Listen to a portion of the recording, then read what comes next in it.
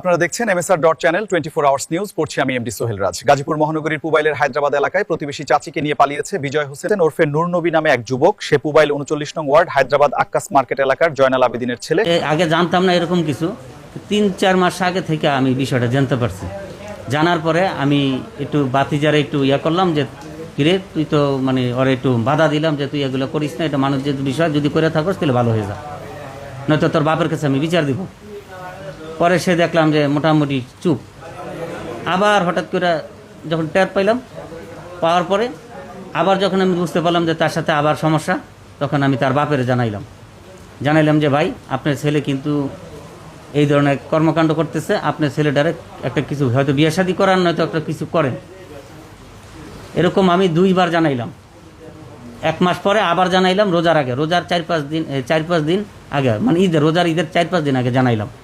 জানানোর পরে উনি বললো যে ঠিক আছে আমি দেখতেছি বিষয়টা, বিয়ে শাদী করানোর চেষ্টা করতেছি। আমি বললাম অতি তাড়াতাড়ি করেন, নয়তো কিন্তু যে কোনো একটা ঝামেলা করতে পারে। ওরে কিন্তু আমি শাসাই দিছি, তারপর আপনি যা করার করেন। এরপরে ওর বাবা ওরে শাসানি দিল, দেওয়ার পরে ওই করছি কি পরের দিন সকালে ওরে নিয়ে পালাই গেছে। এখন আমি বাসায় এসে দেখি যে ওই নাই।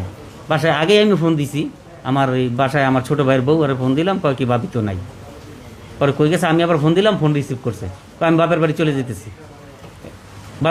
যেতেছি, আমি আর আপনার সংসারে আসবো না, এই না সেই না। পরে আমি বললাম যে না, এটা তো ঝগড়াঝাটি হইতে পারে, আমি তো তোমার কিছু বলি নাই, তুমি একটা অকারণে জড়াইছো, এটা আমি নিষেধ করছি, এই জন্য তুমি চলে যাবে কেন? কয় না আমি আপনার সংসার করবো না। পরে এইটুকুই কথা, এরপরে ফোন বন্ধ করে দিছে। এর ভিতরে ওই ছেলের সাথে ওইখান দিয়া মানে ওই ছেলের মেয়ে আর ছেলে একসাথে হইয়া ছেলের বাড়িতে চলে গেছে।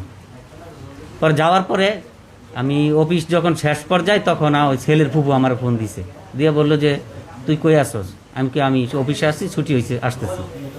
কয় তো তোর বউয়ের সাথে আমার বাইস্তের সাথে একটা ঝামেলা হয়েছে, তুই কোনো টেনশন করিস না, তোর বউ আমার কাছেই আছে, আমাদের কাছে, আসলে তোর বউ তোরে দিয়ে দেবো। আমি তখন তাড়াতাড়ি করে আমি আসছি। আসার পরে যাওয়ার পরে এরা কি করলো, ওইখান থেকে আমার একটা ভিডিও ফুটেজ করলো, কইরা আমার বউটা আমার সাথে দিয়ে দিল, আর ওই ছেলেটারে রিহাবে দিছে।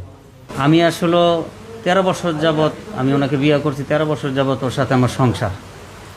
তো ছোট থেকেই তার ব্রেন ভালো, আমার কাছে আবদার করছে আমি পড়াশোনা করব, আমাকে পড়াশোনা করার, কখনো আপনার বিশ্বাস আমি ভাঙবো না। তখন আমার ফ্যামিলি চাইছে না যেন তারে পড়াশোনা করে, সবাই নিষেধ করছে। তারপরও আমি তার মন রক্ষা করতে গিয়ে তাকে আমি পড়াশোনা করাইছি। সে বলছে আমি কখনো বিশ্বাস ভাঙবো না, আমাকে একটু পড়াশোনা করান, এতে আপনার সবারই ভালো হবে। তখন আমি ভর্তি